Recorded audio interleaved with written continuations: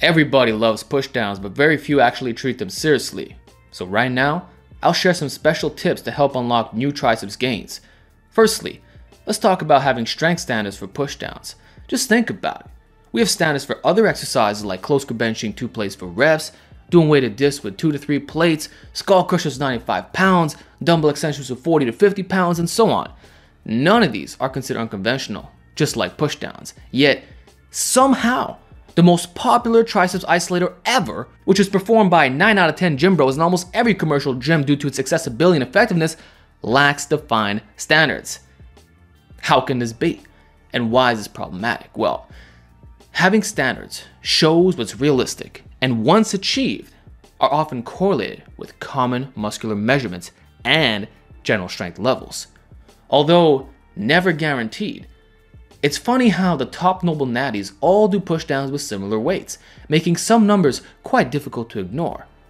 So when pushdowns are viewed as a mere accessory, where there's no real objective to strive for, well, despite the immense potential for progressive overload, it becomes normal half-ass, rather than treating them as a primary triceps developer, which eventually leads to stagnation over the years. And it's no wonder why skull crushers are somehow perceived as superior mass builders in pushdowns, even though both involve simple elbow extension. You see how this is nonsensical? And I truly believe that lacking goals is what perpetuates this myth. Because if you push your pushdowns the proper way, you'll realize they're not just a beginner exercise. Far from it.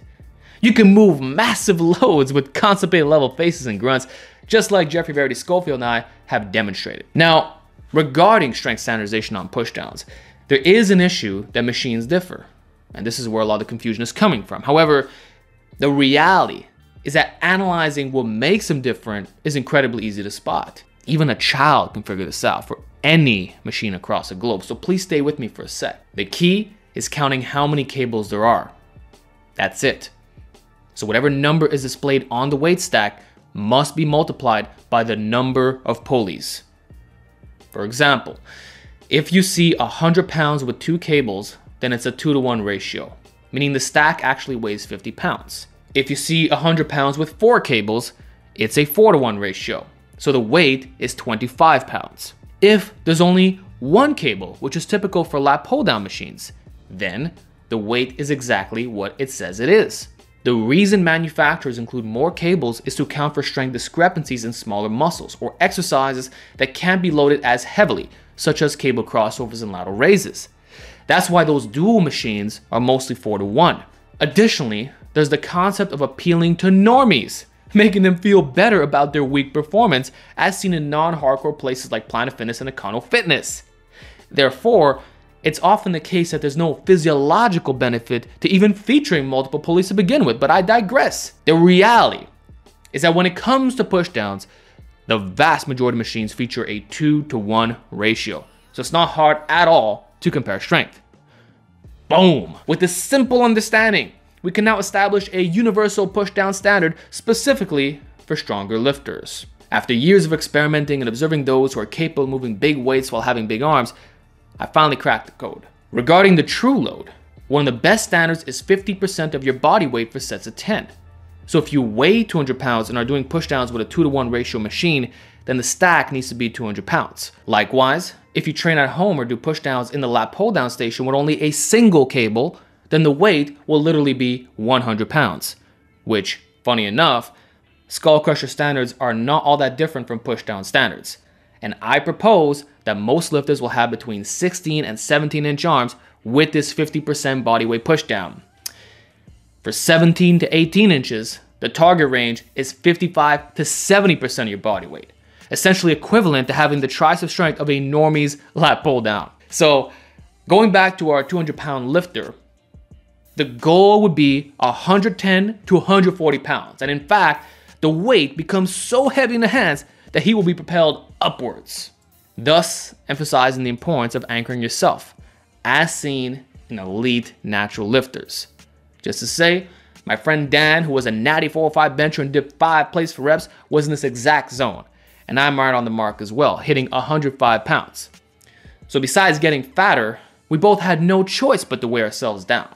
That said, We can technically abandon the idea of specific numbers if you don't want to do any math or simply don't care. But there is one indicator that doesn't lie. If you can't stand up without the weight elevating you, it means you have surpassed the initial 50% standard. That's when you know you've made it. And it's my reductionist standard because your body will naturally tell you. So once you reach this level, it's essential to start wearing a dipping belt. This way, the opposing forces will keep you stable, maximizing motor unit recruitment of the triceps. This is even more important on standing brace exercise like pushdowns and unlocks infinite loading potential. Without this hack, you'll be limited to higher reps. And interestingly, this could be the real reason why some objectively strong natural lifters are considered weak on pushdowns, as they may have artificially hindered their own progression by capping the loads far too soon.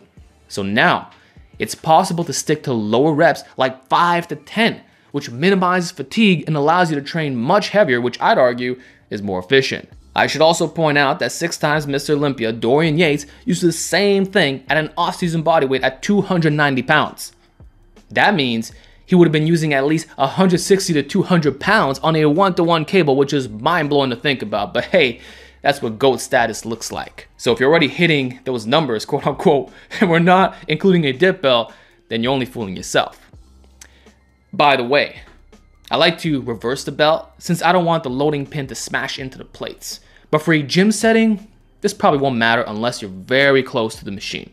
Next, I want to share a programming tidbit that I no longer follow but use heavily from 2017 until early 2021. And that is performing 100 to 300 pushdowns every workout. Now, the total work may sound psychotic, but by using higher reps of 20 to 50, which can be around 30% of your 1 rep max, not that many sets are required. And this can be quickly executed since it's low stress pump work. So my favorite setup was 3 sets of 33, 4 sets of 25, and 5 sets of 20 with 1 to 2 minutes of rest, which is optimal for the first pairing of 100 reps. For the second pairing, which was almost always a finisher, I use bands for the overspeed eccentric benefits. This means the band snaps back faster than the speed of gravity, which hypertrophies the connective tissue, making your elbows resilient to long-term injuries and promoting maximum blood flow. In fact, this is why you don't do slow rep band work backstage in a bodybuilding competition. Ideally, you want it to be fast when the resistance is light like that. So even 2 sets of 50 can work, meaning the most efficient volume you can technically get is 200 reps done within 5 sets, taking no more than 10 minutes to complete. For example, you can do 3 sets of 33 V-bar pushdowns, finalized by 2 sets of 50 doubled micro mini band pushdowns. Then upgrade tensions and weight as you get stronger, keeping in mind you won't be going to failure. So it's about maintaining relative intensity. Now, if you really want, a third pairing of 100 reps can be added as a pre-exhaust method, which is only recommended for elite benchers. Of course, I learned about this from the one and only Matt Wenning. So you'd introduce 100 reps before even jumping into your benching session for what he calls potentiation. So you're priming the nervous system to recruit more triceps. Then do 100 more in the middle of your workout, being the cable pushdowns, immediately followed by normal extensions, of which you're now maximally warmed up. Finally, you would add an additional 100 banded pushdowns at the very end for complete reinforcement. Let me tell you, if you run this setup twice a week with decent enough effort, your triceps are gonna balloon, transforming you into a very arm-dominant bencher, while drastically reducing shoulder and triceps tendinopathies of all things. So that's the classic way of programming this. That said, if you were to ask me how I do this today, to be perfectly honest, I wouldn't focus on the total rep count, but more so on the effective reps. I would skip the pre-exhaust completely and go balls to the wall on pushdowns as my first triceps isolator, doing a maximum of 2 sets to momentary muscular failure with bottom partials. And I would do 2 sets of banded pushdowns in the 15 to 30 rep range. But I would go to failure here, as it's more hypertrophic but still gets the rejuvenation benefits. And there's more potential for progressive overload. Like, trying to do high reps of 50 with double monster mini bands is disproportionately challenging, and the form will end up looking like you're milking a cow. Always remember, consistent, repeatable pushdown form is crucial, and I value that above all. Actually, let's briefly cover some mini tips. There's this idea floating around that if you want more long head activation for pushdowns, then you should allow the elbows to rise up towards your face before reinitiating. It sounds cool because the long head crosses the shoulder joint, but in reality, this increased shoulder flexion reduces stability and almost always leads to terrible jerky form. The fact is, the triceps do one thing best: elbow extension. And their full range of motion is when the biceps smash into your forearms, creating a slightly above 90-degree angle. Staying there keeps the tightness and full tension in the triceps while enhancing the brutal negative, instead of shifting the focus to your powerful lats, which is all too common and explains why elbow raising allows you to lift way more. It's cheating the movement and unnecessarily adding momentum. And if you get really good at coordinating this movement, it can literally become a pullover press down hybrid, where you're not isolating the triceps at all. Now, some may argue this is good for overload, but to me, these guys are just ego lifters. And as someone who tried that form in the past, I made the worst gains. What's optimal is keeping a mostly stationary elbow position, usually a bit kicked back, Jared Feather style, where your pushdowns appear similar to drag curls. The cadence is controlled, keeping everything close, and you lock out the elbows at the bottom because when you're facing the weight stack, the shorearm position is intensified. So by skipping the squeeze, you are defeating one of the purposes of doing pushdowns. It's like doing a partial tricep kickback. And when you think about it, pushdowns are essentially upside down kickbacks, just with a better resistance profile. So you don't have to stress about elbow flare or tuck, just about unnecessarily shifting forward and backwards. That's far more important. And speaking of resistance profiles, if you do want to bias a length of position during pushdowns and potentially make them more growth stimulating on paper, or at least comparable to overhead extensions, there's a simple and unique solution. Instead of facing the cable stack, just flip the other way around. For stability, you can lay on an incline bench, ensuring that you won't hit your face or be pulled backwards. Now, some of you might be thinking, how does that change anything? Are you just making up these weird variations for views like Ryan Humiston? No, because biomechanically, we're clearly changing the direction of resistance. See, when you're facing the stack, especially in the gym where everything is caged in, the cable will form a 90-degree angle with your forearm near the lockout, making squeezing the most emphasized part. However, when you turn around, the forearm is already forming a 90-degree angle with the rear diagonal direction of the cable, making it more challenging in the starting position. And you cannot mimic this in any other way, even by standing super close while in front, as the 90-degree angles will still be in the mid-range, exactly like in standing free weighted curls. And if you try bending all the way forward, there's a tendency to press the weight, but even if not, you're still not maximizing the complete end of the length and range. So exactly like in incline curls, your body must be facing away from the cables, directly opposite, since all we're doing is redirecting gravity such that the forearm, aka the operating lever, the triceps, is parallel to the direction of resistance. This allows for peak torque when the arm is fully bent, featuring a gradual decrease as we get closer to the lockout. Makes sense? Replay that part if you need to, but just know that incline pushdowns have the same resistance profiles as cable overhead extensions. And on that note, if you remember the infamous study comparing pushdowns to overhead extensions, the extensions actually produce 1.4 times more triceps growth. Of course, this shouldn't be surprising because they compare two different strength curves. It's less about having the arm be overhead versus down, it's actually about short versus lengthen.